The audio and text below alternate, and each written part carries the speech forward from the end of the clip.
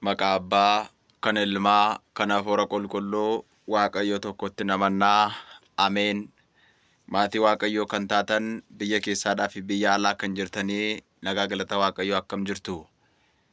Ameen. Maqaan Waaqayyoo uumaa keenyaa, maqaan Waaqayyoo fayyisaa keenyaa yeroo hundumaa kan sodaatamee, kan kabajamee ol kan jedhe nuuf haa ta'u.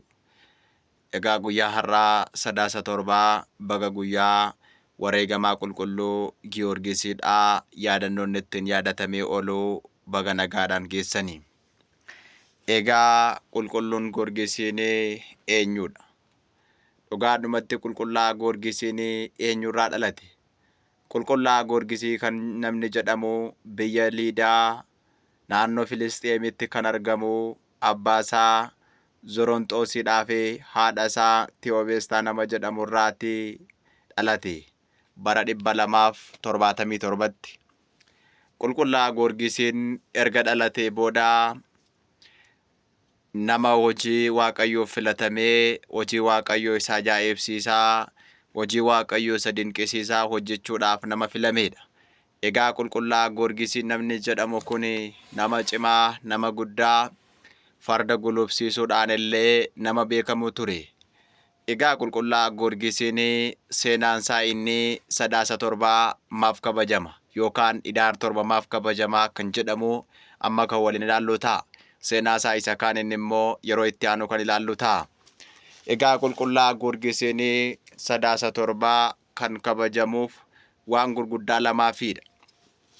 Inni tokko qulqullaa'aa Goorgisiin 7 kan kabajamu guyyaa itti manni kiristaanaan maqaa isaatiidhaan ijaaramee, guyyaa inni itti maqaa isaatiin eebbifamee, guyyaa inni itti maqaa isaatiin kabajamedha.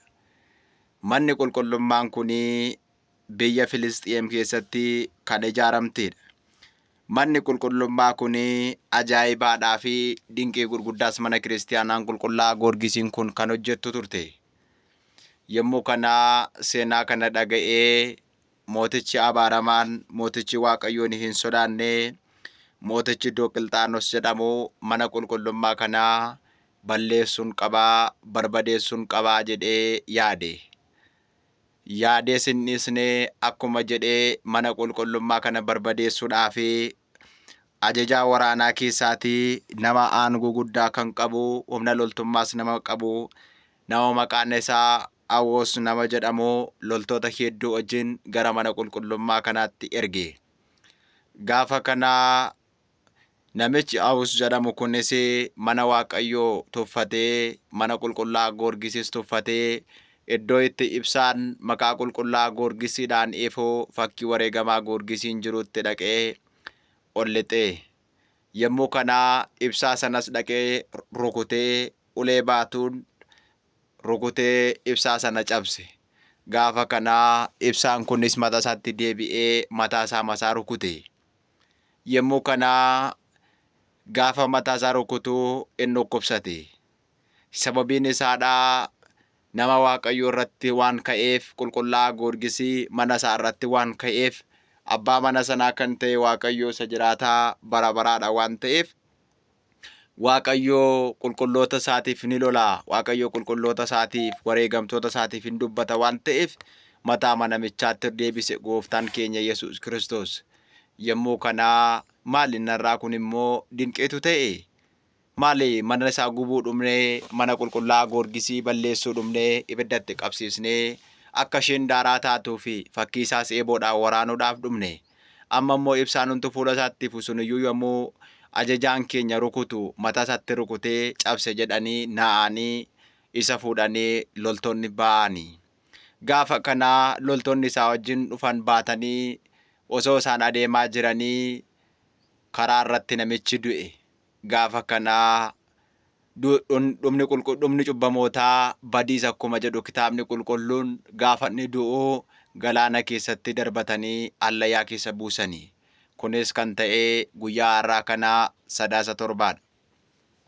Inni gara biraan qulqullaa'aa Goorgisiin guyyaa har'aa kanaa guyyaa inni itti mana dubartattii Iyyeettatti jedhamtutti mootichi abaaramaan, mootichi bara sanaa, mootichi Duudiyaanoos jedhamu gidiraa akka malee gidirsee, dhiphina akka malee erga gidirsee booda dhaqee dhiigni dhiiga isaa keessaa dhangala'ee utubaa manaatti hidhaati reebaa jedhee utubaa manaattis mana dubartittii Iyyeettatti nama jedhamtutti dhaqee guyyaan itti hiisisedha. Gaafa inni hiisisuu qulqullaa'aa Goorgisiin achi keessa dhaabbatee isuma hidhamee jiruyyuu rakkina keessa taa'ee Waaqayyoon waammate. Yommuu kana humna Waaqayyootiin utubaan mana dubartittiin itti hidhamee lalese. Kunis kan ta'e guyyaa har'aa kanaa 7 Egaa qulqullaa'aa Goorgisiin gaafa hojii wangeelaadhaaf ka'u, hojii wangeelaaf gaafa waamamu, dhugaadhumatti mucaa dubaraa tokko caakkaa keessatti osoo inni farda yaabbatee adeemaa jiru, qulqullaa'aa Goorgisiin utuu inni adeemaa jiru mucaa durbaa tokko arge. Maali asitti maal jedhuftee jennaan, akkan jawweedhaaf nyaatamu daabiloos akka inni dhufee na liqimsuuf jawweedhaaf abbaan koo na kenne jetteetu imimmaan ishee dhangalaastee boossi. Maaloo bakka kanas hin dhaabbatinii jawween kun si liqimsaa, jawween kun si nyaataatii ittiin jette.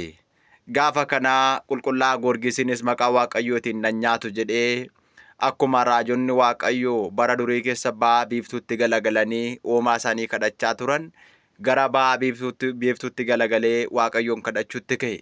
Gaafa inni maqaa Waaqayyoo waamu, marrataan suni jawween suni summii arraba isaa keessaatii darbatee sarara buusuudhaaf gaafa jedhu hin laamsha'e.